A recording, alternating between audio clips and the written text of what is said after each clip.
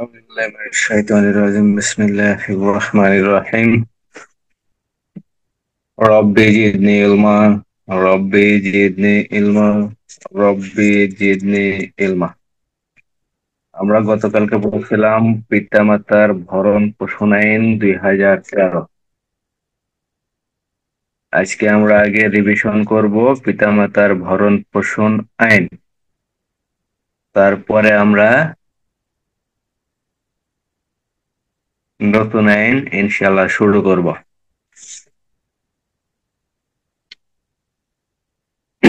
পিতামাতার ভরণ পোষণ আইন 2013 ধারা এক।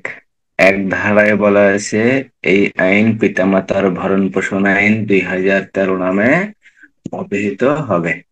ধারা এক। ধারা দুই আছে বিভিন্ন বিষয়ের সংজ্ঞা: পিতা, মাতা, সন্তান, ভরণ পোষণ। ধারা তিন।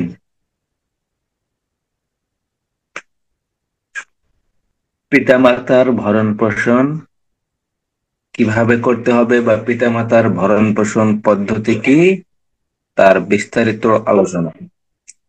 ধারা তিনের এক। ধারা তিনের এক, প্রত্যেক সন্তানকে তার পিতামাতার ভরণ পোষণ নিশ্চিত করতে হবে।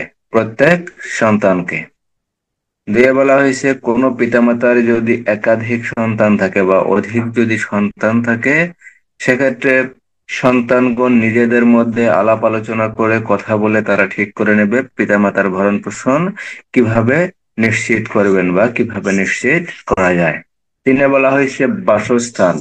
পিতামাতার বাসস্থান একত্রে করতে হবে, তাদেরকে আলাদা করা যাবে না। অর্থাৎ পিতামাতার যখন ভরণ পোষণ নিশ্চিত করা হবে, নিশ্চিত করার ক্ষেত্রে প্রত্যেক সন্তানকে পিতামাতার একই সঙ্গে একই স্থানে বসবাসের নিশ্চয়তা দিতে হবে। ধারা তিনে তিন। চারে বলা হয়েছে কোন সন্তান তার পিতা বা মাতাকে বা উভয়কে বা তাদের ইচ্ছার বিরুদ্ধে কোনো বৃদ্ধানিবাস, কোনো বৃদ্ধাশ্রম অথবা অন্য কোনো জায়গায় আলাদাভাবে অথবা অন্য কোনো জায়গায় একত্রে রাখতে বাধ্য করতে পারবেন না। ধারা তিনের চার। ধারা চারের পাঁচ, প্রত্যেক পিতামাতার ভরণ পোষণ নিশ্চিত করার ক্ষেত্রে তাদের পরিচর্যা, তাদের শারীরিক অবস্থা, তাদের চিকিৎসা ব্যবস্থা, তাদের শারীরিক খোঁজখবর নিতে হবে, সেই সাথে তাদের পরিচর্যা করতে হবে। ধারা তিনের পাঁচ। ধারা তিনের ছয়, পিতা বা মাতা কিংবা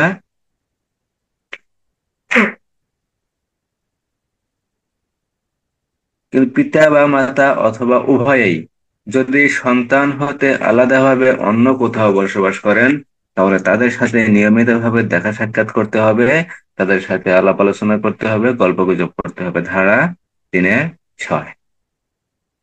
ধারা তিনের সাত। ধারা তিনের সাত, পিতা বা মাতা কিংবা উভয়ের সন্তানদের সাথে যদি বসবাস না করে, সেক্ষেত্রে পৃথক পৃথক ভাবে যদি বসবাস করে, তাহলে সেই পিতামাতাকে দৈনিক, মাসিক অথবা বার্ষিক নির্দিষ্ট একটা পরিমাণ অথবা যুক্তিসঙ্গত কোনো পরিমাণ তাদের অর্থ প্রদান করতে হবে। ধারা তিনের সাত।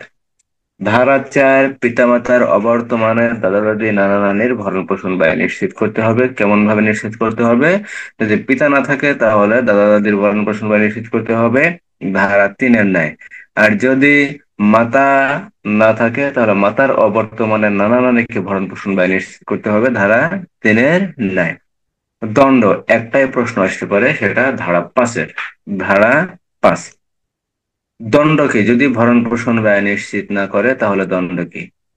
অত্র আইনের যদি কোনো ব্যক্তি 3 বা 4 ধারার বিধান যদি লঙ্ঘন করে, তাহলে সেই ব্যক্তি অপরাধী হবেন এবং তার অপরাধের জন্য অনূর্ধ্ব 1 লক্ষ টাকা অর্থদণ্ড হবে, অনাদায়ে 3 মাস কারাদণ্ড তাকে ভোগ করতে হবে। ধারা পাঁচের এক।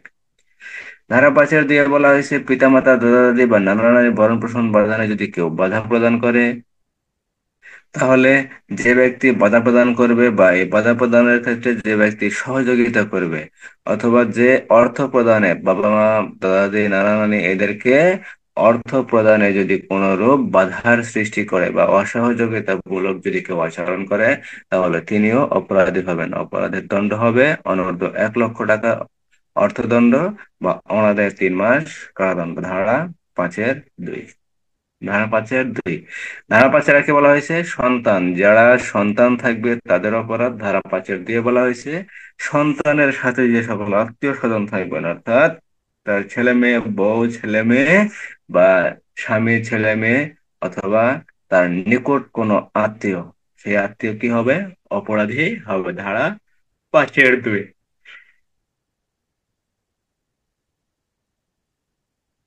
ধারা 6 অপরাধের আমলযোগ্যতা, জামিনযোগ্যতা এবং অপরযোগ্যতা।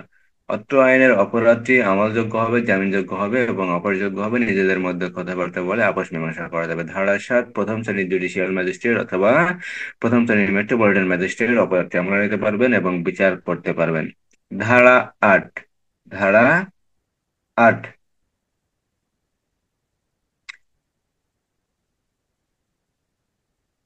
ধারা 8-এ বলা হয়েছে আদালত এই আইনের অধীন কোনো অপরাধ যদি আমলে নেয়, তাহলে সেই অপরাধটি আপস নিষ্পত্তি করার জন্য সংশ্লিষ্ট ইউনিয়ন পরিষদের চেয়ারম্যান, মেম্বার, প্রতিনিধি অথবা সিটি কর্পোরেশন যদি এলাকা হয়, তাহলে সিটি কর্পোরেশন, মেয়র, পৌর এলাকার মেয়র, কাউন্সিলর যারা থাকবেন তাদেরকে এই আপস নিষ্পত্তি করার জন্য উপযুক্ত ব্যক্তির নিকট অথবা অন্য কোনো উপযুক্ত ব্যক্তির নিকট এটি প্রেরণ করতে পারেন। অভিযোগটি কি করতে পারেন? প্রেরণ করতে পারেন।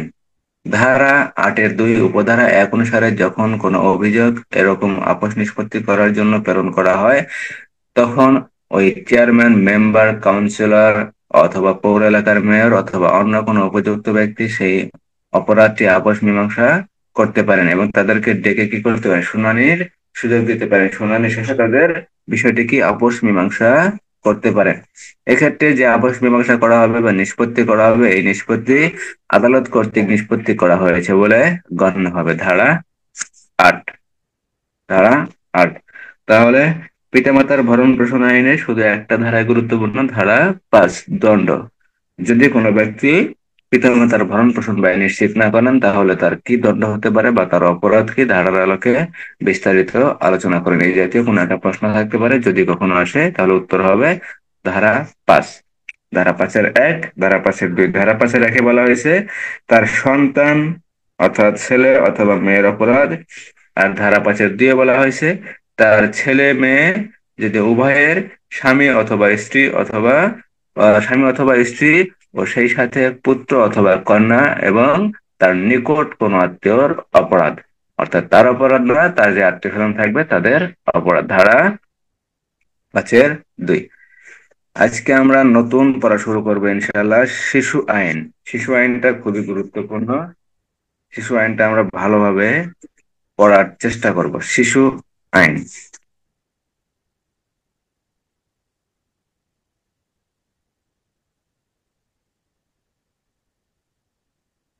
শিশু আইন 2013 সালের আইন।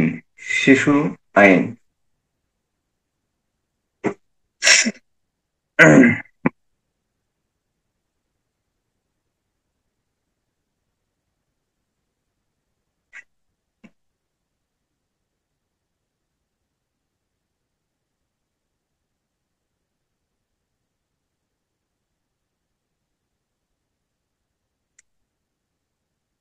শিশু আইন 2013 সালের আইন। শিশু আইন 2013 সালের 24 নং আইন। কত নম্বর আইন? 24 নং আইন।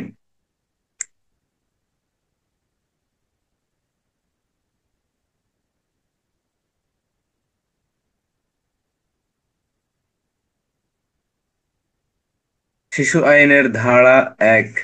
ধারা 1।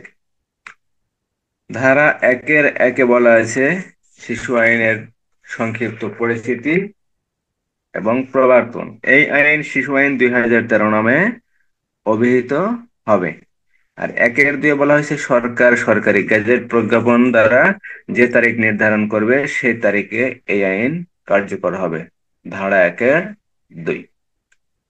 ধারা 2-এ বলা হয়েছে বিভিন্ন বিষয়ের সংজ্ঞা, এত সংজ্ঞা পড়ার দরকার নাই। এটা সংজ্ঞা যেহেতু আসে না, আমরা সংজ্ঞাগুলা পড়বো না। তাহলে শিশু আইনের ধারা এক, একের এক ধারায় বলা আছে এই আইনের পরিচিতি এবং প্রবর্তন বা কার্যকারিতার তারিখ।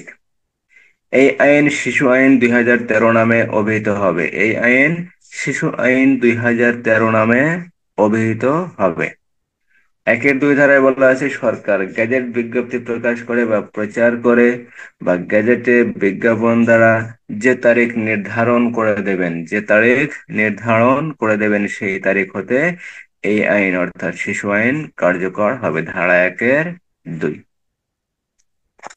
ধারা তিন, আইনের প্রাধান্য। ধারা তিন, আপাতত বলবৎ অন্য আইনে যা কিছুই থাকুক না কেন এই আইনের বিধানাবলী প্রাধান্য পাবে। অর্থাৎ শিশু সংক্রান্ত যদি কোনো অপরাধ হয়, অন্য আইনে যা কিছুই থাকুক না কেন শিশুর অপরাধের বিচারের ক্ষেত্রে এই শিশু আইন 2013 এই 24 নং আইনটাই প্রাধান্য পাবে। ধারা তিন। তাহলে এক ধারায় বলা হয়েছে পরিচিতি, কার্যকারিতার সীমা বা কার্যকারিতার তারিখ। এখানে কার্যকারিতা হবে যে যে তারিখ সরকার গেজেট বিজ্ঞপ্তি প্রকাশ করে বা প্রচার করে বা গেজেটে প্রজ্ঞাপন দ্বারা যে তারিখ নির্ধারণ করে দেবেন সেই তারিখ হতেই শিশু আইন 2013 কার্যকর হবে। ধারা একের দুই। ধারা তিনেতে বলা হয়েছে আইনের প্রাধান্য। অন্য আইনে যা কিছুই থাকুক না কেন শিশু সংক্রান্ত কোনো অপরাধের বিচারের ক্ষেত্রে অত্র আইন অর্থাৎ শিশু আইন 2013 প্রাধান্য পাবে। ধারা তিন।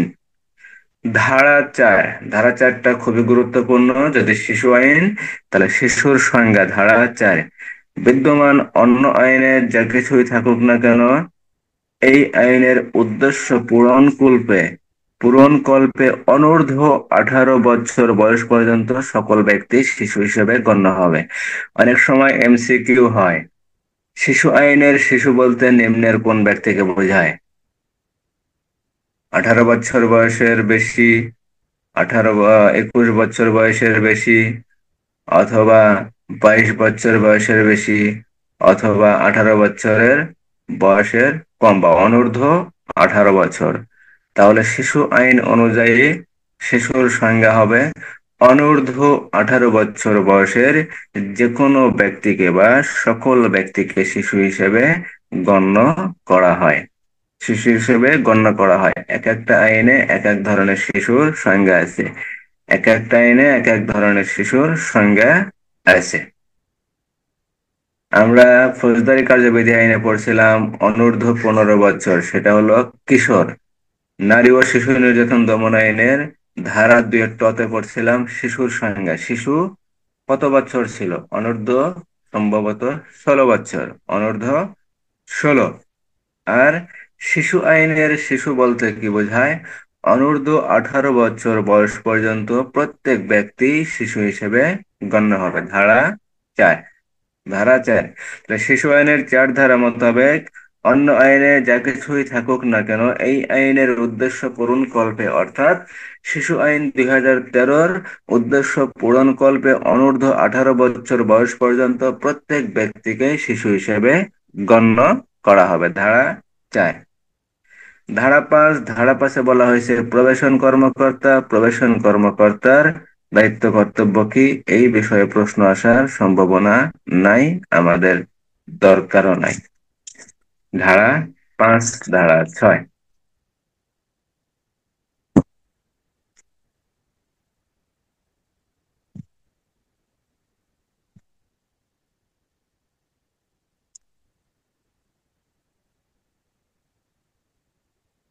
ধারা 13।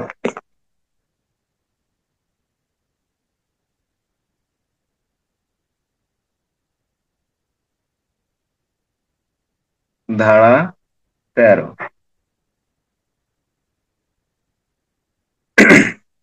ধারা 13-তে বলা হয়েছে শিশু বিষয়ক ডেস্ক।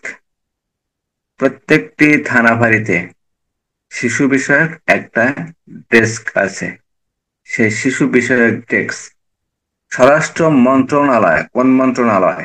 স্বরাষ্ট্র মন্ত্রণালয় প্রত্যেক থানায় সাব ইন্সপেক্টর এর নিচে নয় বা নিম্নে নয় এমন একজন কর্মকর্তাকে দায়িত্ব প্রদান ক্রমে একটি শিশু বিষয়ক ডেস্ক গঠন করবেন।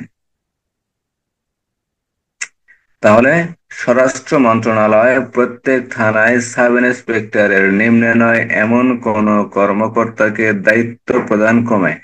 দায়িত্ব দিয়ে একটি শিশু বিষয়ক ডেস্ক গঠন করবেন। কে করবেন? স্বরাষ্ট্র মন্ত্রণালয় করবেন। কোথায় করবেন? প্রত্যেকটা থানায় করবেন। কাকে দায়িত্ব দিয়ে? একজন সাব ইন্সপেক্টর পদবীর অফিসারকে দায়িত্ব দিয়ে এই ডেস্ক গঠন করবেন। প্রত্যেকটা থানায় করবেন, স্বরাষ্ট্র মন্ত্রণালয় এই কাজটা করবেন। তবে শর্ত থাকে যে কোনো থানায় মহিলা সাব ইন্সপেক্টর কর্মরত থাকলে উক্ত ডেস্ক এর দায়িত্ব প্রদানের ক্ষেত্রে তাকে অগ্রাধিকার দিতে হবে।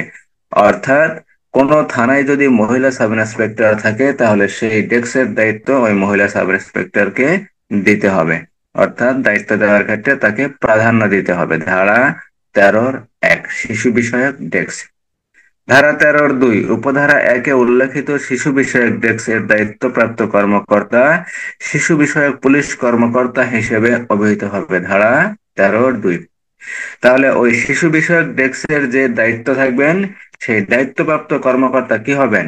শিশু বিষয়ক পুলিশ কর্মকর্তা হিসেবে অভিহিত হবেন। তিনি যদিও সাব ইন্সপেক্টর থাকবেন অথবা তিনি ডেস্কের দায়িত্বে থাকবেন। যখন ডেস্কের দায়িত্বে থাকবেন তখন তিনি কি শিশু বিষয়ক পুলিশ কর্মকর্তা হিসেবে অভিহিত হবেন বা তাকে ডাকা যেতে পারে শিশু বিষয়ক পুলিশ কর্মকর্তা হিসেবে। ধারা 13-2।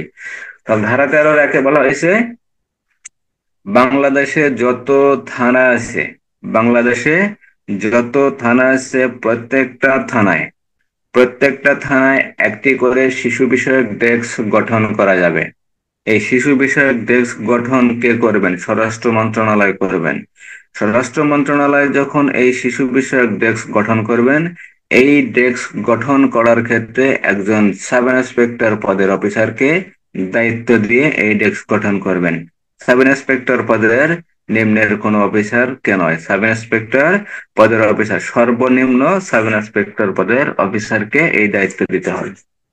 তবে যদি থানায় কোনো মহিলা অফিসার থাকেন, মহিলা সাব ইন্সপেক্টর থাকেন, তবে সেই মহিলা সাব ইন্সপেক্টরকে এই শিশু বিষয়ক ডেস্কের দায়িত্ব দেওয়ার ক্ষেত্রে অগ্রাধিকার দিতে হবে। ধারা 13-1।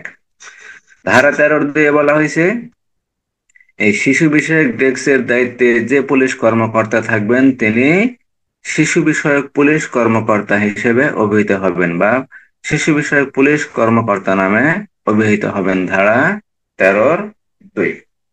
শিশু বিষয়ক ডেস্কের যে পুলিশ কর্মকর্তার দায়িত্ব থাকবেন তার যাবতীয় কাজ থাকবে শিশু বিষয়ক।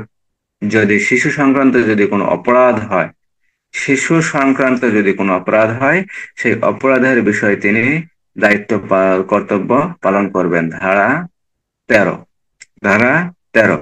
আর ধারা 14-তে শিশু বিষয়ক পুলিশ কর্মকর্তার দায়িত্ব ও কর্তব্য।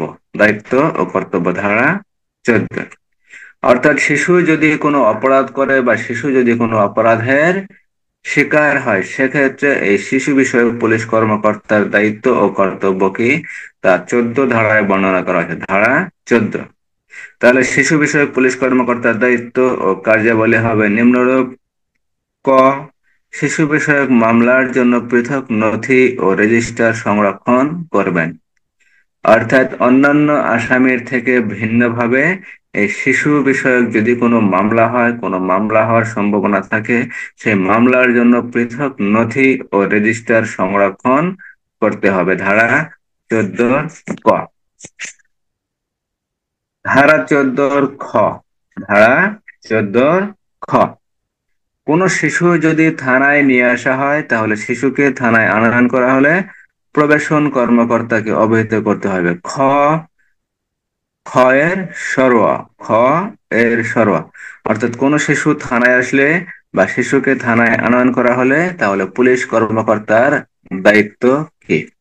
দায়িত্ব হলো প্রবেশন কর্মকর্তাকে অবহিত করতে হবে। শিশুর মাতা-পিতা এবং তাদের উভয়ের অবর্তমানে তাদের তত্ত্বাবধানকারী অভিভাবক বা কর্তৃপক্ষকে অবহিত করতে হবে। তাৎক্ষণিক মানসিক পরিষেবা প্রদান করতে হবে। তাৎক্ষণিক মানসিক পরিষেবা প্রদান করতে হবে।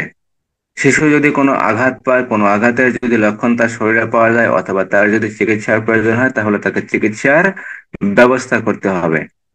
শিশুর মৌলিক চাহিদা পূরণ করার জন্য প্রয়োজনীয় ব্যবস্থা গ্রহণ করতে হবে। গ, সঠিকভাবে শিশুর বয়স নির্ধারণ করা হচ্ছে কিনা বা নির্ধারণ করার ক্ষেত্রে শিশুর জন্ম নিবন্ধন সনদ বা এতদ সংশ্লিষ্ট বিশ্বাসযোগ্য দলিলাদি পর্যালোচনা করা হচ্ছে কিনা তা লক্ষ্য রাখতে হবে। এগুলাকে লক্ষ্য রাখবেন শিশু বিষয়ক যে পুলিশ কর্মকর্তা থাকবে তিনি নিজে এইগুলা বিষয় লক্ষ্য রাখবেন।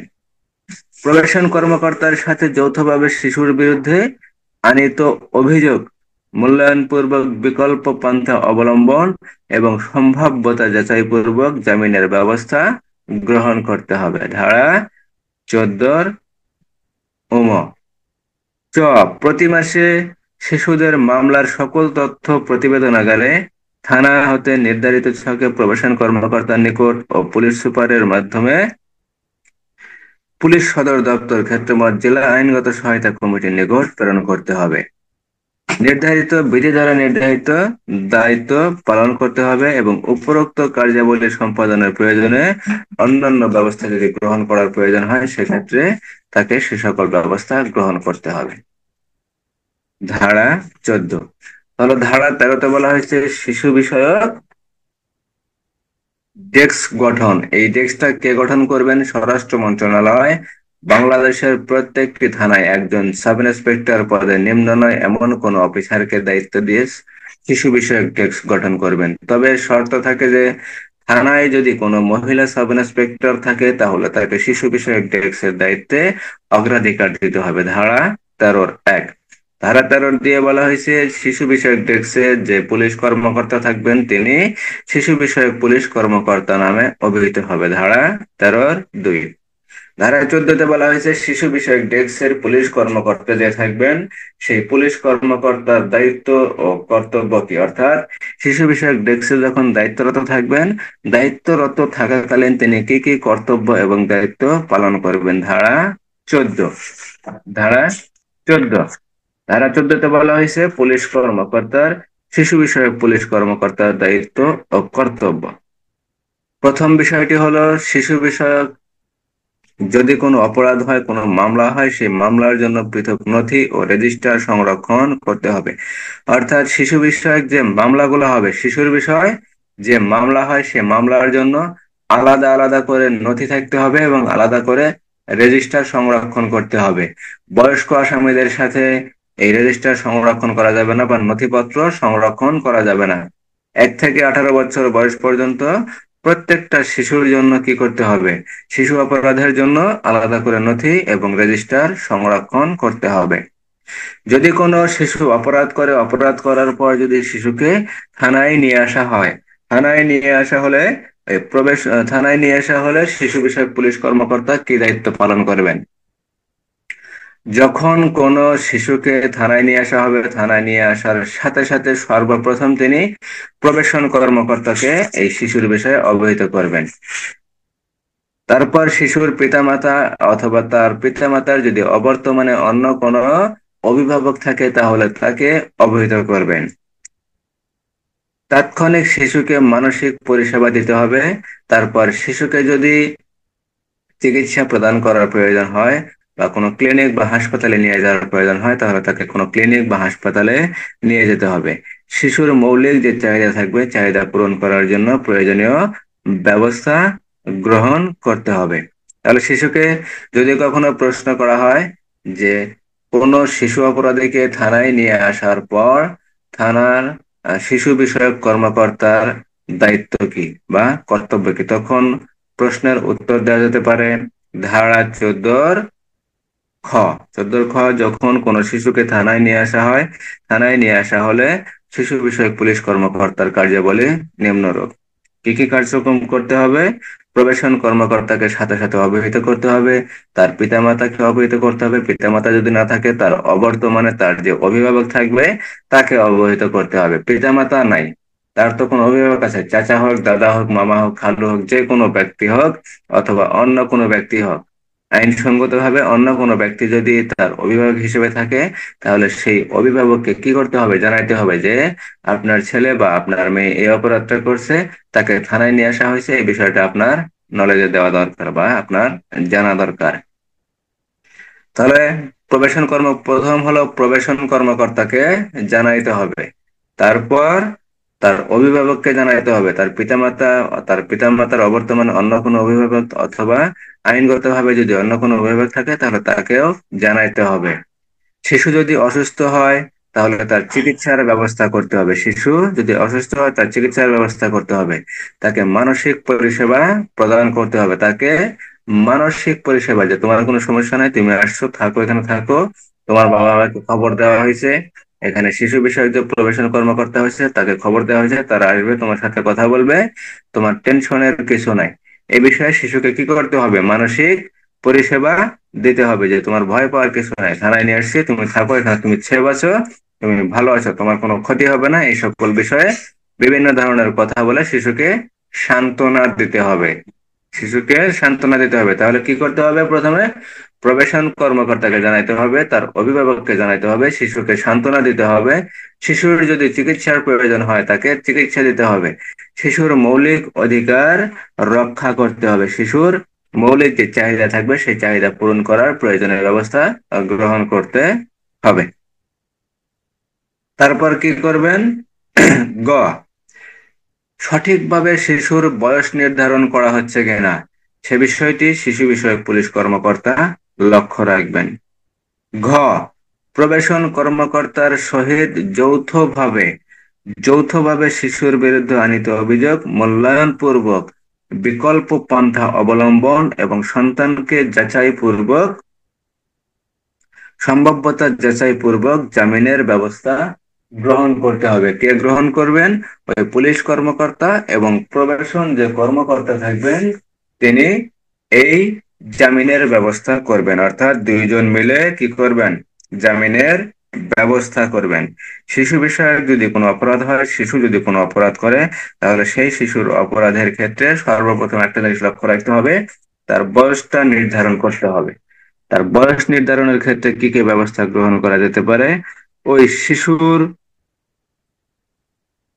ওই শিশুর সার্টিফিকেট থাকতে পারে, জন্ম নিবন্ধন থাকতে পারে, অথবা স্কুলের সার্টিফিকেট থাকতে পারে। এই সকল বিষয় দেখে শিশুর বয়স নির্ধারণ করতে হবে।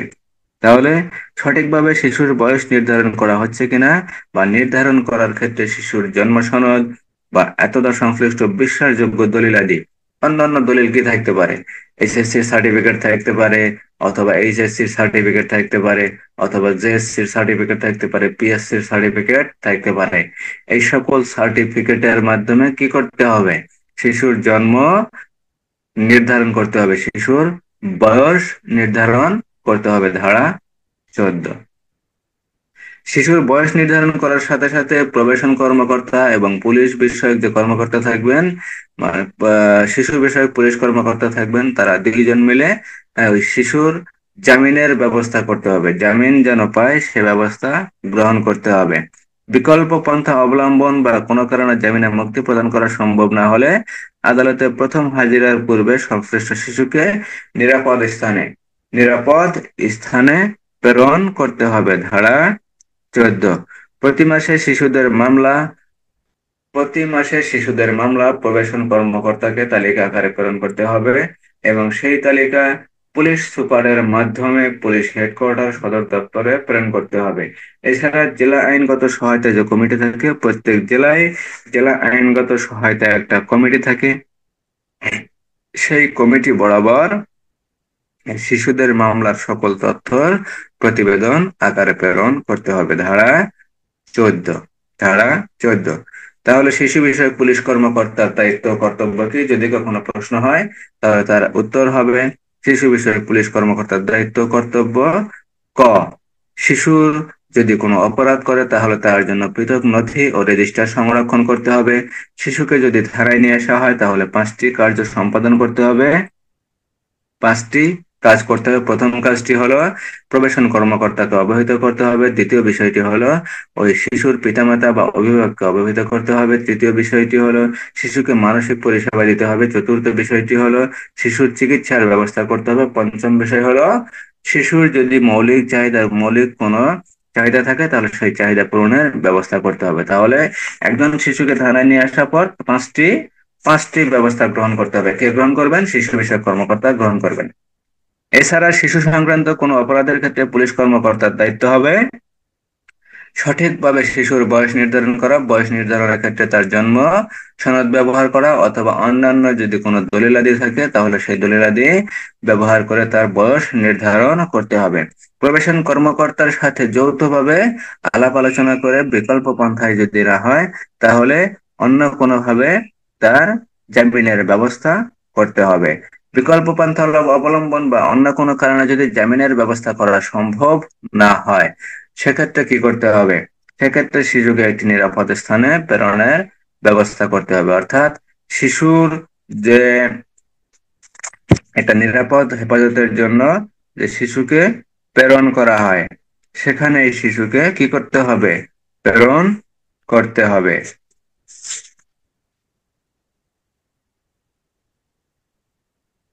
শিশু সংশোধনাগারে শিশুকে প্রেরণ করতে হবে। ধারা 14, প্রতি মাসে এই শিশুদের যে মামলা হয়, শিশু সংক্রান্ত যে অপরাধ হয়, এই অপরাধের তথ্য প্রতিবেদন আকারে প্রবেশন কর্মকর্তাকে দিতে হবে। প্রবেশন কর্মকর্তাকে দিতে হবে। সেই সাথে এই প্রতিবেদন পুলিশ সুপারের মাধ্যমে পুলিশ হেডকোয়ার্টার অর্থাৎ পুলিশ সদর দপ্তরে প্রেরণ করতে হবে। এছাড়াও ক্ষেত্রমত জেলা আইনগত সহায়তা কমিটিকে এই প্রতিবেদন প্রেরণ করতে হবে। ধারা 14, এছাড়া বিধি দ্বারা নির্ধারিত দায়িত্ব পালন করার ক্ষেত্রে পুলিশ বিষয়ক কর্মকর্তা, শিশু বিষয়ক পুলিশ কর্মকর্তা বিধি দ্বারা নির্ধারিত দায়িত্ব কর্তব্য পালন করবেন। ধারা 14। ধারা 14, তাহলে ধারা 1-এ বলা হয়েছে শিশু আইন, শিশু আইনের পরিস্থিতি এবং কার্যকারিতার তারিখ। ধারা 2-এ বিভিন্ন বিষয়ের সংজ্ঞা। ধারা 3 আইনের প্রাধান্য। ধারা 4 শিশুর সংজ্ঞা। ধারা 5 প্রবেশন কর্মকর্তা কি, প্রবেশন কর্মকর্তা কাকে বলে, প্রবেশন কর্মকর্তার দায়িত্ব ও কর্তব্য কি। ধারা 13 শিশু বিষয়ক হেল্প ডেস্ক। শিশু বিষয়ক হেল্প ডেস্ক কে গঠন করবেন? স্বরাষ্ট্র মন্ত্রণালয় করবেন। কোথায় গঠন করবেন? প্রত্যেকটি থানায় গঠন করবেন। এর দায়িত্ব কাকে দেওয়া যাবে? একজন সাব ইন্সপেক্টর পদের অফিসারকে দিতে হবে। কিন্তু অগ্রাধিকার পাওয়ার ক্ষেত্রে একজন নারী পুলিশ সাব ইন্সপেক্টর যদি থাকে তাহলে তাকে অগ্রাধিকার দিতে হবে। ধারা 14-তে বলা হয়েছে শিশু বিষয়ক পুলিশ কর্মকর্তার দায়িত্ব কি। এই শিশু নারী ডেস্ক, এই শিশু হেল্প ডেস্কে যে কর্মকর্তার দায়িত্ব থাকবেন তাকে শিশু বিষয়ক পুলিশ কর্মকর্তা হিসেবে অভিহিত করা হবে। ধারা 13-2। ধারা 14, শিশু বিষয়ক পুলিশ কর্মকর্তার দায়িত্ব কর্তব্য কি আলোচনা করুন।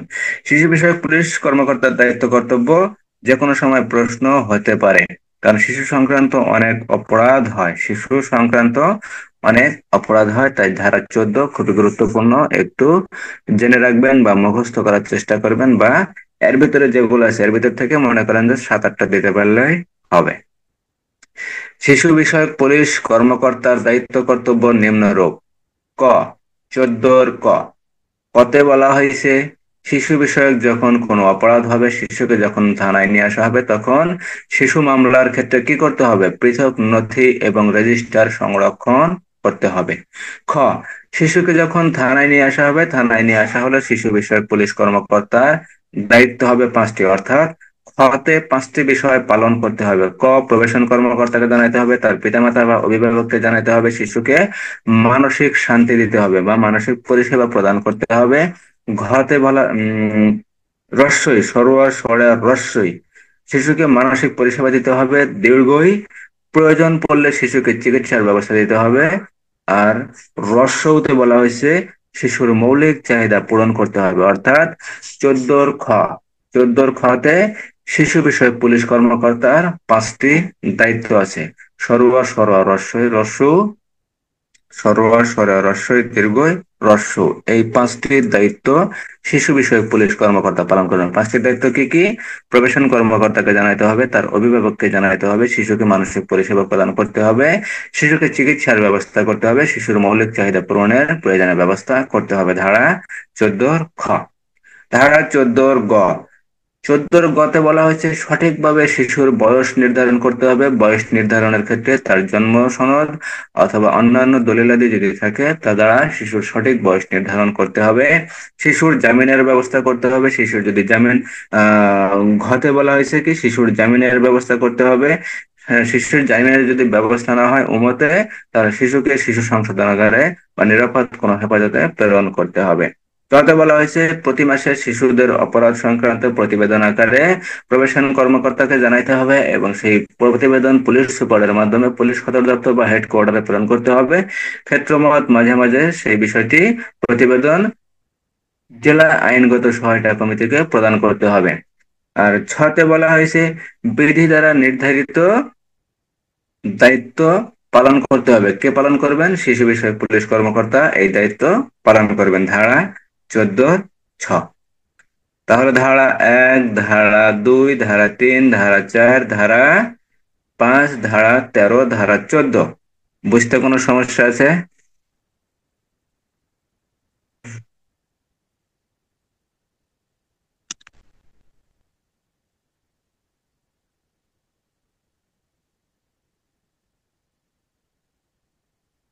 সমস্যা না স্যার, নাই স্যার। গুরুত্বপূর্ণ ধারা 4, ধারা 14। ধারা 4, ধারা 14। ধারা 15 পুলিশ রিপোর্ট। পুলিশ রিপোর্টটা মনে আছে? ফৌজদারি কার্যবিধি আইনের কত ধারা? Police report. 165। হুম হুম, ভুলে গেছেন। না, পুলিশ পুলিশ রিপোর্ট 173। 173, হ্যাঁ 173। পিআরবি 272, পিআরবি 275 বিধি পুলিশ রিপোর্ট বা অনুসন্ধান প্রতিবেদন বা তদন্ত প্রতিবেদন পৃথকভাবে প্রস্তুত ও আমলে নিতে হবে। অর্থাৎ ধারা 15-1 পুলিশ রিপোর্ট শিশু সংক্রান্ত অপরাধের ক্ষেত্রে পুলিশ রিপোর্টটা কিরূপ হবে, কিভাবে কোর্টে প্রেরণ করতে হবে। ধারা 15-1 ফৌজদারি কার্যবিধি বা আপাতত বলবৎ অন্য কোনো আইনে যা কিছুই থাকুক না কেন, কোনো অপরাধ সংগঠনে প্রাপ্তবয়স্ক ব্যক্তি ও শিশু জড়িত থাকলে পুলিশ রিপোর্ট বা ক্ষেত্রমত অনুসন্ধান রিপোর্ট, অনুসন্ধান প্রতিবেদন বা তদন্ত প্রতিবেদন প্রাপ্তবয়স্ক ব্যক্তি ও শিশুর জন্য পৃথকভাবে প্রস্তুত করে দাখিল করতে হবে। অর্থাৎ দেখা গেল এমন কোনো একটা অপরাধ সংগঠন হয়েছে যেখানে শিশু আছে, সেখানে বয়স্ক মানুষও আছে, সেখানে শিশু এবং বয়স্ক মানুষ উভয়ই আছে। যেমন এই কোন ধরনের অপরাধ হতে পারে? যদি পারিবারিক কলহ হয়, দেখা যায় যে জমি জমা নিয়ে অথবা পানি নিয়ে যদি কোনো বিরোধ হয়, আমরা যেমন পড়ছিলাম ফৌজদারি কার্যবিধানের 145 থেকে 147 ধারার যে অপরাধগুলো আছে, দুইটা ফ্যামিলিতে যদি কোনো সম্পত্তি নিয়ে দ্বিধাদ্বন্দ্ব থাকে, কোনো বিরোধ থাকে, সেই ক্ষেত্রে এই অপরাধগুলো হওয়ার সম্ভাবনা থাকে। যে বাপ চাচাদের সাথে দেখা যায় যে বাড়ির ছেলে পেলে গুলাও কি করে, মারামারিতে লিপ্ত হয়। এই ক্ষেত্রে যে অপরাধগুলো হয়, এই অপরাধের ক্ষেত্রে বয়স্ক অপরাধীও থাকে, আবার বয়স্ক অপরাধের সাথে সাথে শিশু অপরাধও থাকে, শিশু অপরাধীও থাকে। এখন এদের বিষয়ে যখন কোনো মামলা হবে, তখন মামলাটাই যে বলা যে হয়েছিল পৃথক রেজিস্টারে বা পৃথক নথিতে কি করতে হবে, লিপিবদ্ধ করতে হবে।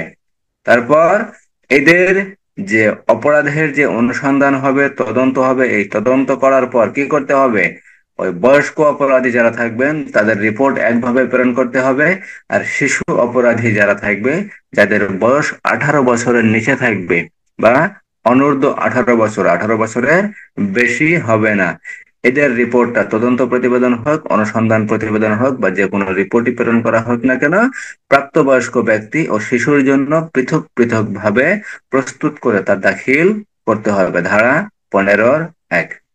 অর্থাৎ কোনো অপরাধের ক্ষেত্রে যদি বয়স্ক অপরাধী এবং শিশু অপরাধী একত্রে যদি অপরাধ করে, তাহলে সেই অপরাধের অনুসন্ধান এবং তদন্ত করার পর এই অপরাধের প্রাপ্তবয়স্ক এবং শিশু সংক্রান্ত যে রিপোর্ট, সেই রিপোর্টটা পৃথক পৃথক ভাবে আদালতে প্রেরণ করতে হবে। ধারা 15-1। বোঝা গেল না? বুঝতে কোনো সমস্যা? বোঝা গেছে স্যার। যখন কোনো অপরাধ হবে, অপরাধে যদি শিশু থাকে এবং বয়স্ক ব্যক্তিও থাকে, এই অপরাধের অনুসন্ধান বা তদন্ত করার পর দুইটা রিপোর্ট প্রেরণ করতে হবে। একটা রিপোর্ট হবে বয়স্ক ব্যক্তিদের সম্পর্কে এবং আলাদা করে একটা রিপোর্ট প্রস্তুত করে শিশুদের সম্পর্কে। সেই রিপোর্ট আদালতে বা বিচারকের নিকট প্রেরণ করতে হবে। ধারা 15-1। ধারা 15-2, ফৌজদারি কার্যবিধি বা আপাতত বলবৎ অন্য কোনো আইনে যা কিছুই থাকুক না কেন, প্রাপ্তবয়স্ক ব্যক্তি ও শিশু কর্তৃক একত্রে সংঘটিত কোনো অপরাধ আমলে গ্রহণের ক্ষেত্রে তাদের অপরাধ পৃথকভাবে আমলে গ্রহণ করতে হবে। অর্থাৎ আমলে গ্রহণ কে করবেন? আমলে গ্রহণ কে করবেন? আদালত করবেন। ফৌজদারি কার্যবিধি বা আপাতত বলবৎ অন্য কোনো আইনের যা কিছুই থাকুক না কেন, প্রাপ্তবয়স্ক ব্যক্তি ও শিশু সংক্রান্ত কোনো অপরাধ যদি একত্রে সংঘটিত হয়, তাহলে কোনো অপরাধ আমলে গ্রহণের ক্ষেত্রে তাদের অপরাধ পৃথক পৃথকভাবে আমলে গ্রহণ করতে হবে। ধারা 15-2। ধারা 15-2। তাহলে এই রিপোর্টটাকে পূরণ করবেন, অনুসন্ধান করবেন, তদন্ত করবেন, তদন্ত করার পর পুলিশ অফিসার পৃথকভাবে বয়স্ক ব্যক্তির জন্য এক রিপোর্ট আর শিশুদের জন্য আলাদা একটা রিপোর্ট প্রস্তুত করে সেই রিপোর্টটি আদালতে বা বিচারকের নিকট প্রেরণ করতে হবে। বিচারকের নিকট যখন প্রেরণ করা হবে, তখন বিচারক কি করবেন? বিচারক এই অপরাধটার জন্য পৃথক পৃথকভাবে অপরাধ আমলে নেবেন এবং তার বিচার কার্যক্রম গ্রহণ করবেন। ধারা 15-2। যদি কখনো এই দুইজনের রিপোর্ট একত্রে প্রেরণ করা হয়, তাহলে সেই রিপোর্টটা আদালত গ্রহণ করবেন না। ধারা 15-2। ধারা 15-ক, মামলা বিচারের জন্য প্রেরণ বা স্থানান্তর করা যাবে। মামলা বিচারের জন্য প্রেরণ বা স্থানান্তর করা যাবে। কে করতে পারবেন? আদালত বা বিচারক করতে পারবেন। কোনো অপরাধ আমলে গ্রহণ করার পর মামলাটি বিচারের জন্য প্রস্তুত করে শিশু কর্তৃক সংঘটিত অপরাধ বিচারের জন্য মামলাটি প্রয়োজনীয় কাগজপত্র সহ শিশু আদালতে প্রেরণ করতে হবে। অর্থাৎ শিশু সংক্রান্ত যে কোনো অপরাধ শিশু আইনে হবে এবং শিশুর বিচার শিশু সংক্রান্ত কোনো শিশু আদালত যে আছে সেই আদালতে প্রেরণ করতে হবে। হতে বলা হয়েছে প্রাপ্তবয়স্ক ব্যক্তি কর্তৃক সংঘটিত অপরাধ বিচারের জন্য মামলাটি প্রয়োজনীয় কাগজপত্র সহ এখতিয়ার সম্পন্ন আদালতে প্রেরণ করতে হবে। ধারা 15-ক। ধারা 15-ক, মামলা হস্তান্তর। শিশু সংক্রান্ত যে অপরাধ হবে, শিশু সংক্রান্ত অপরাধটি বিচারের জন্য শিশু আদালতে প্রেরণ করতে হবে। ধারা 15-ক। আর ধারা 15-খতে বলা হয়েছে 15-খতে বলা হয়েছে এখানে প্রাপ্তবয়স্ক ব্যক্তি যে থাকবেন তার অপরাধের বিচারের জন্য এখতিয়ার সম্পন্ন আদালত বা ক্ষমতা সম্পন্ন আদালতে তার অপরাধটি বিচারের জন্য প্রেরণ করতে হবে। ধারা 15-ক। দফা ক ও খ এর অধীনে মামলা প্রেরণের বিষয়টি পাবলিক প্রসিকিউটরকে অবহিত করতে হবে। ফৌজদারি কার্যবিধি আইনের ধারা 4-1 তারপর আছে কত? 492, 493, পিআরবি 413, 414 বিধি মোতাবেক পাবলিক প্রসিকিউটরকে কি করতে হবে? অবহিত করতে হবে। অর্থাৎ পিপিকে জানাইতে হবে যে এই প্রাপ্তবয়স্ক অপরাধের যে অপরাধী আছে তার বিচারের জন্য ক্ষমতা সম্পন্ন বা এখতিয়ার সম্পন্ন আদালতে প্রেরণ করা হয়েছে। আর শিশুর যে অপরাধটা, শিশু অপরাধের শিশুর বিচার করার জন্য শিশু আদালতে তার মামলাটি প্রেরণ করা হয়েছে। ধারা 15-ক। ধারা 1। ধারা 1-এ বলা হয়েছে এই আইনের পরিচিতি এবং কার্যকারিতার তারিখ। ধারা 2, বিভিন্ন বিষয়ের সংজ্ঞা। ধারা 3, আইনের প্রাধান্য। ধারা 4, শিশুর সংজ্ঞা। ধারা 5, প্রবেশন কর্মকর্তার দায়িত্ব কর্তব্য। ধারা 13, শিশু বিষয়ক হেল্প ডেস্ক গঠন এবং কর্মকর্তা নিয়োগ।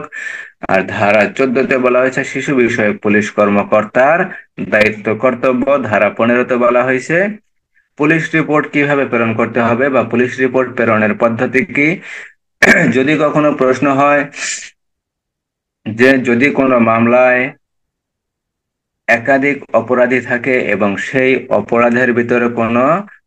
অপরাধীর মধ্যে কোনো শিশু বিষয়ক কোনো শিশু অপরাধী থাকে, তাহলে সেই অপরাধের অনুসন্ধান বা তদন্ত প্রতিবেদন আদালতে কিভাবে প্রেরণ করতে হবে।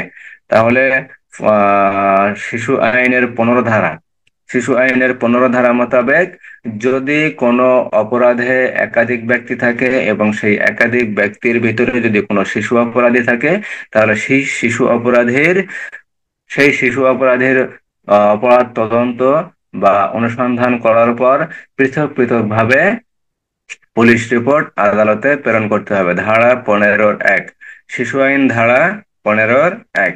ধারা 15-2 বলা হয়েছে, এখানে প্রাপ্তবয়স্ক ব্যক্তি ও শিশু যদি একত্রে কোনো অপরাধ সংগঠন করে, তাহলে তাদের অপরাধ পৃথক পৃথক ভাবে আদালত কি করবেন, আমলে নেবেন বা আমলে গ্রহণ করবেন। ধারা 15-2। আর এই শিশু বিষয়ক শিশু সংক্রান্ত এবং প্রাপ্তবয়স্ক ব্যক্তি সংক্রান্ত যখন কোনো পুলিশ অফিসার এই বিষয়টি অনুসন্ধান করবেন বা তদন্ত করবেন, তদন্ত করার পর তিনি নিজেই কি করবেন, পৃথক পৃথক ভাবে তাদের তদন্ত প্রতিবেদন বা পুলিশ রিপোর্ট আদালতে দাখিল করবেন। তারা যদি একত্রে দাখিল করেন, তাহলে সেই তদন্ত প্রতিবেদন কি করবেন না, আদালত গ্রহণ করবেন না। কারণ 15-1 ধারায় বলা আছে, শিশু সংক্রান্ত অপরাধ এবং বয়স্ক ব্যক্তি সংক্রান্ত যে অপরাধগুলো হয়, সেই অপরাধের ক্ষেত্রে পৃথক পৃথক ভাবে পুলিশ রিপোর্ট প্রেরণ করতে হবে। এই পৃথক পৃথক ভাবে পুলিশ রিপোর্ট প্রেরণ করার পর আদালত তা গ্রহণ করবেন। ধারা 15-2। ধারা 15 কথা বলা হয়েছে, মামলা বিচারের জন্য প্রেরণ করতে হবে বা স্থানান্তর করতে হবে বা হস্তান্তর করতে হবে। ধারা 15-ক। ধারা 15 কথা বলা আছে, শিশু সংক্রান্ত যে অপরাধটি হবে, শিশুর অপরাধের বিচারের জন্য অপরাধটি শিশু আদালতে প্রেরণ করতে হবে, মামলাটি শিশু আদালতে প্রেরণ করতে হবে। আর খতে বলা হয়েছে, বয়স্ক ব্যক্তি সম্পর্কে যে মামলাটি হবে, সেই মামলাটি এখতিয়ার সম্পন্ন আদালত বা ক্ষমতা সম্পন্ন আদালতে প্রেরণ করতে হবে। গতে বলা হয়েছে, দফা ক এবং দফা খ এর অধীনে মামলা প্রেরণের বিষয়টি পাবলিক প্রসিকিউটরকে অবহিত করতে হবে। ধারা 15-এর গ। ধারা 15-এর গ। হুম?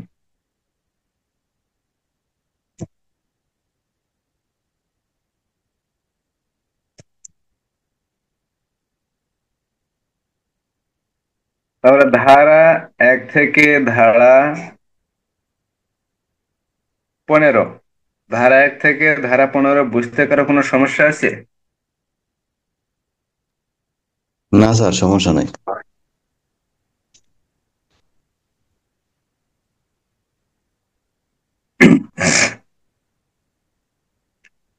ধারা 20,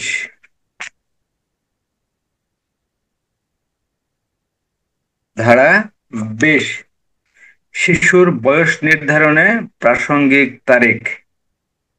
আপাতত বলবৎ অন্য কোনো আইন, আদালতের রায় বা আদেশে ভিন্নতর যা কিছুই থাকুক না কেন, এই আইনের উদ্দেশ্য পূরণ কল্পে অপরাধ সংঘটনের তারিখই হবে শিশুর বয়স নির্ধারণের প্রাসঙ্গিক তারিখ। কোন তারিখ? অপরাধ সংঘটনের তারিখ।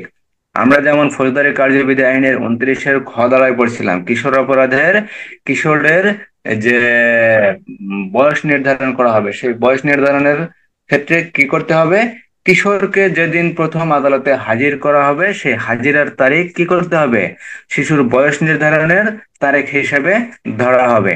কিন্তু শিশু আইনে বলা হয়েছে, অন্য কোনো আইনের যা কিছুই থাকুক না কেন, শিশু আইনে শিশুর বয়স নির্ধারণের ক্ষেত্রে শিশু যে তারিখে অপরাধ সংঘটন করছে, সেই তারিখই হবে শিশুর বয়স নির্ধারণের প্রাসঙ্গিক তারিখ। ধারা 20। ধারা 20 অর্থাৎ শিশু সংক্রান্ত যদি কোনো প্রশ্ন হয়, যে শিশুর যদি শর্ট কোনো প্রশ্ন হয় বা এমসিকিউ কোনো প্রশ্ন হয়, যে শিশু আইনে শিশুর বয়স নির্ধারণের তারিখ কোনটি হবে, তাকে আদালতে হাজির করার তারিখ, তাকে তার অপরাধের বিচার করার তারিখ, বা অপরাধের বিষয় যখন মামলা হয়েছে সেই মামলার তারিখ, অথবা অপরাধটি যখন সংঘটিত হয়েছে সেই তারিখ। তাহলে অপরাধটা যখন সংঘটন হয়েছে, সেই তারিখই হবে শিশুর বয়স নির্ধারণের প্রাসঙ্গিক তারিখ। ধারা 20। ধারা 20। তাহলে ধারা 1, ধারা 1-এ বলা হয়েছে, অত্র আইনের পরিস্থিতি এবং কার্যকারিতার তারিখ। ধারা 2, বিভিন্ন বিষয়ের সংজ্ঞা। ধারা 3, আইনের প্রাধান্য, অন্য আইনে যা কিছুই থাকুক না কেন শিশু আইনটা প্রাধান্য পাবে। ধারা 4-এ বলা হয়েছে, শিশু কি, শিশু বলতে কি বোঝায়। অত্র আইনের শিশু, অন্য কোনো আইনে যা কিছুই থাকুক না কেন বা ভিন্নতার যা কিছুই থাকুক না কেন, অনূর্ধ্ব 18 বছর এই আইনে উদ্দেশ্য পূরণ কল্পে, এই আইনের উদ্দেশ্য পূরণ কল্পে অনূর্ধ্ব 18 বছর বয়সের যে কোনো ব্যক্তি বা প্রত্যেক ব্যক্তি শিশু হিসেবে গণ্য হবে বা শিশু বলে গণ্য করা যাবে। ধারা 5-এ বলা হয়েছে প্রবেশন কর্মকর্তা কি, প্রবেশন কর্মকর্তার দায়িত্ব কর্তব্য। ধারা 13-তে বলা হয়েছে শিশু বিষয়ক হেল্প ডেস্ক, হেল্প ডেস্ক গঠন স্বরাষ্ট্র মন্ত্রণালয় কর্তৃক গঠন হবে, প্রত্যেক থানায় গঠন হবে। একজন সাব ইন্সপেক্টরকে দায়িত্ব দেওয়া হবে, সাব ইন্সপেক্টরের নিম্নে কোনো অফিসারকে দায়িত্ব দেওয়া যাবে না। যদি মহিলা কোনো অফিসার থাকে তাহলে মহিলা অফিসারকে প্রাধান্য দিতে হবে। ধারা 13 দিয়ে বলা হয়েছে এখানে যে পুলিশ অফিসারকে দেওয়া হবে তাকে শিশু বিষয়ক পুলিশ কর্মকর্তা নামেও অভিহিত করা যাবে। ধারা 14-তে বলা হয়েছে শিশু বিষয়ক পুলিশ কর্মকর্তার দায়িত্ব এবং কর্তব্য কি। ধারা 15-তে বলা হয়েছে পুলিশ রিপোর্ট যে শিশু বিষয়ক কর্মকর্তা প্রেরণ করবেন সেই শিশু বিষয়ক পুলিশ কর্মকর্তার পুলিশ রিপোর্ট প্রেরণের ক্ষেত্রে করণীয়। ধারা 15-এর 1 পৃথক পৃথক ভাবে প্রেরণ করতে হবে, আর পৃথক পৃথক ভাবে যখন প্রেরণ করবেন আদালত তা গ্রহণ করবেন। ধারা 15-তে বলা হয়েছে মামলা হস্তান্তর বা স্থানান্তর করা যাবে।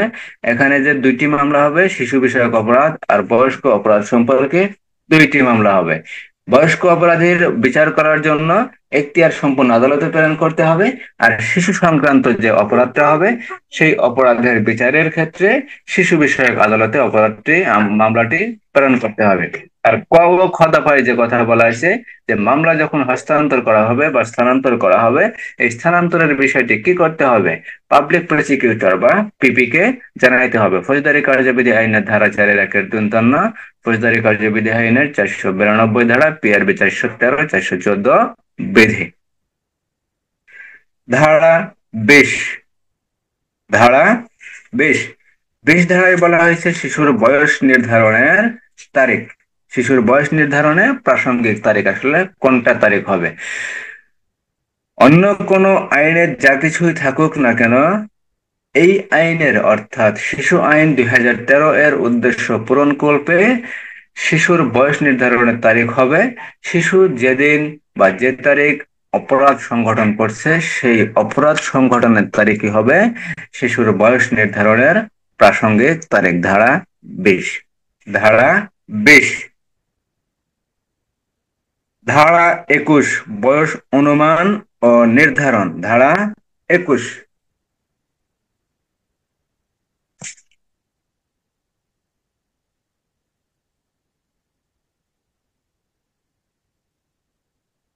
ধারা 21-1, অভিযুক্ত হোক বা না হোক এমন কোন শিশুকে কোনো অপরাধের দায়ে বা কোনো শিশুকে কোনো কারণে থানায় যদি নিয়ে আসা হয় বা কোনো শিশুকে আদালতে যদি সাক্ষ্যদানের উদ্দেশ্য ব্যতি রেখে আনয়ন করা হয়, সাক্ষ্যদানের উদ্দেশ্য ব্যতীত, অর্থাৎ সাক্ষী দেবে না এই উদ্দেশ্য ব্যতীত, অর্থাৎ যদি কোনো ব্যক্তি যদি আদালতে সাক্ষী দেওয়ার জন্য যদি না যায় তাহলে সে ব্যক্তিকে কি হিসাবে, হয় বাদী না হলে বিবাদী, হয় আসামি না হলে ক্ষতিগ্রস্ত ব্যক্তি হিসেবে আদালতে হাজির করা হয়। তাহলে যদি কোনো শিশুকে সাক্ষ্যদানের উদ্দেশ্য ব্যতীত আদালতে যদি হাজির করা হয় তাহলে সেই শিশু আদালতের নিকট তাকে শিশু বলে প্রতীয়মান না হলে উক্ত শিশুর বয়স যাচাইয়ের জন্য শিশু আদালত প্রয়োজনীয় তদন্ত ও শুনানি গ্রহণ করতে পারেন। ধারা 21-1। ধারা 21-2 বলা হয়েছে উপধারা 1-এর অধীনে তদন্ত বা শুনানিকালে যেরূপ সাক্ষ্য প্রমাণ পাওয়া যাবে তার ভিত্তিতে শিশুর বয়স সম্পর্কে শিশু আদালত উহার মতামত লিপিবদ্ধ করবে এবং শিশুর বয়স ঘোষণা করবে। ধারা 21-3, বয়স নির্ধারণের উদ্দেশ্য। শিশু আদালত যে কোনো ব্যক্তি বা প্রতিষ্ঠানের নিকট হতে যে কোনো প্রাসঙ্গিক দলিল, রেজিস্টার বা তথ্য বা বিবৃতি যাচাই যাচাই করতে পারবে বা চাইতে পারবে। হতে বলা হয়েছে দফা কয়ে উল্লেখিত দলিল, রেজিস্টার, তথ্য বা বিবৃতি উপস্থাপন করার জন্য আদালত যে কোনো ব্যক্তির বা প্রতিষ্ঠানের কর্মকর্তা কর্মচারীর উপর সাক্ষীর সমন জারি করতে পারেন। আচ্ছা, ধারা 21 আমরা কালকে পড়বো। ধারা 21 থাক, আজকে পড়বো না। ধারা 21টা লম্বা আছে, 1, 2, 3, 4, 5টা কোটেশন আছে, 4টা কোটেশন আছে, আমরা কালকে পড়বো। আজকে আমরা একটু এমসিকিউ পড়ি।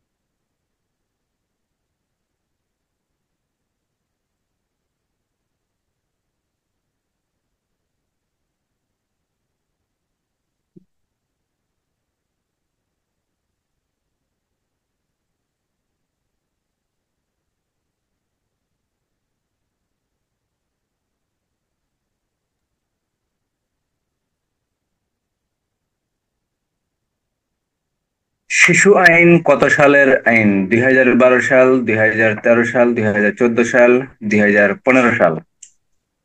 2013 সাল। 2013 সাল। শিশু আইন কত নং আইন? 5 নং আইন, 47 নং আইন, 24 নং আইন, 54 নং আইন? 47। 24 নং আইন। শিশু আইন সংশোধন করা হয় কত সালে? 2018 সাল। শিশু 18। আইন 2018 সালে সংশোধন করা হয়।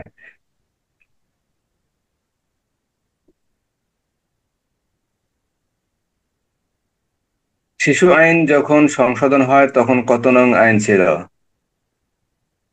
শিশু আইন যখন সংশোধন করা হয় তখন কত নং আইন ছিল? 24 নং আইন নিত নাকি? না, 24 নং না, তখন ভুলে গেছি। শিশু আইনে শিশুর সংজ্ঞা কত ধারা? ধারা 2-17, ধারা 4, ধারা 5, ধারা 6?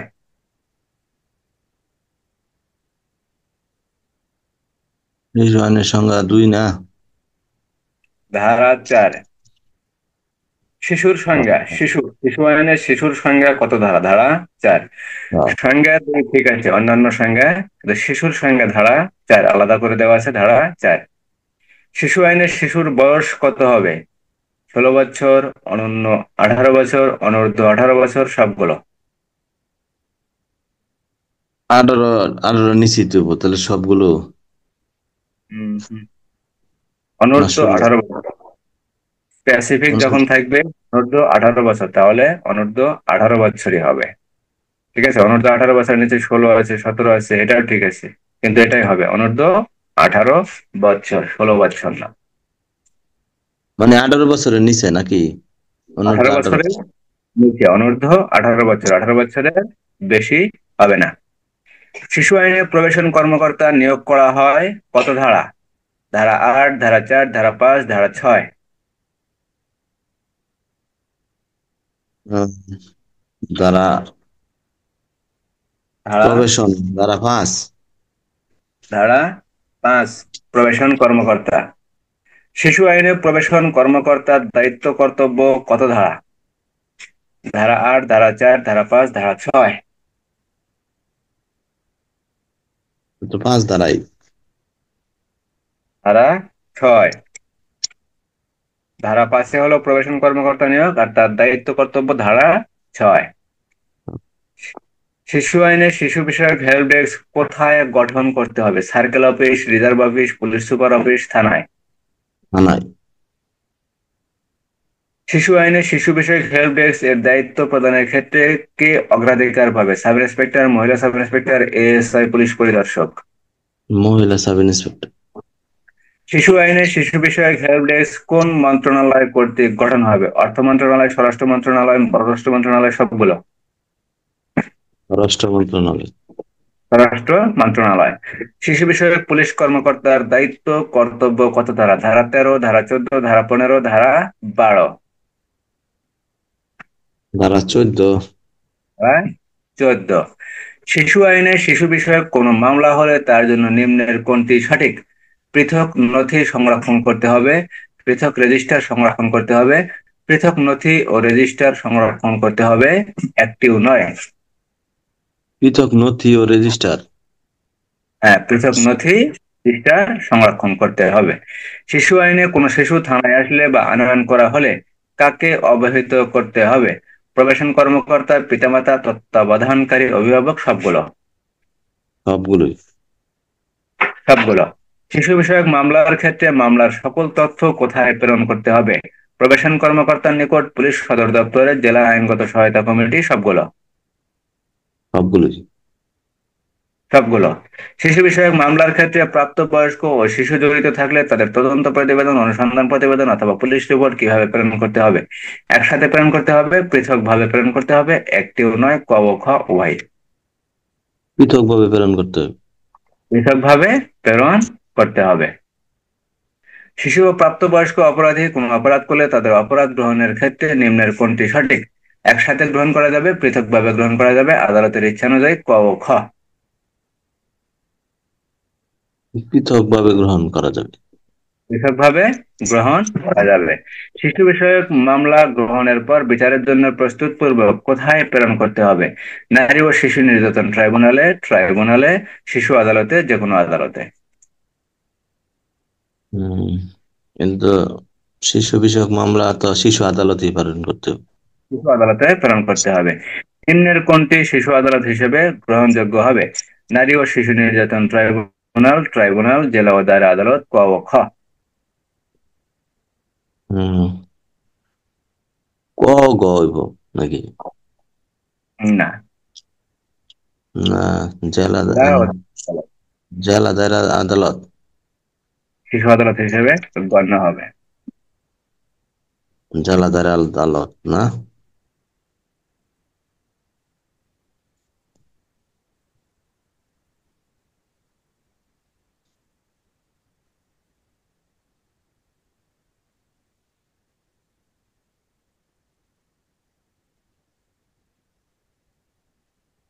এর বাইরে একটা আছে, শিশু অপরাধীর ক্ষেত্রে বয়স নির্ধারণ প্রাসঙ্গিক তারিখ কোনটি?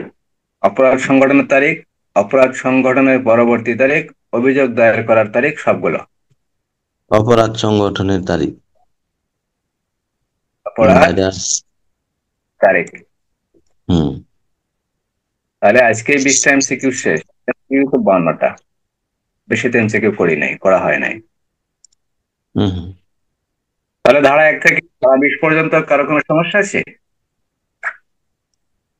হম ধারা 1 থেকে ধারা 20।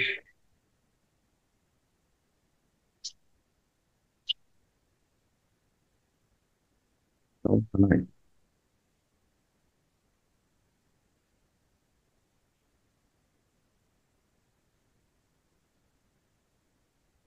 তাহলে রাত্রির ক্লাস হবে যথাসময়ে।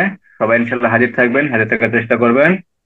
তো আজকের মতো ইনশাল্লাহ এখানেই রাখি। সবাই ভালো থাকবেন, আর একটু লেখার চেষ্টা করবেন, ঠিকঠাক মতো পড়ার চেষ্টা করবেন। আসসালামু আলাইকুম।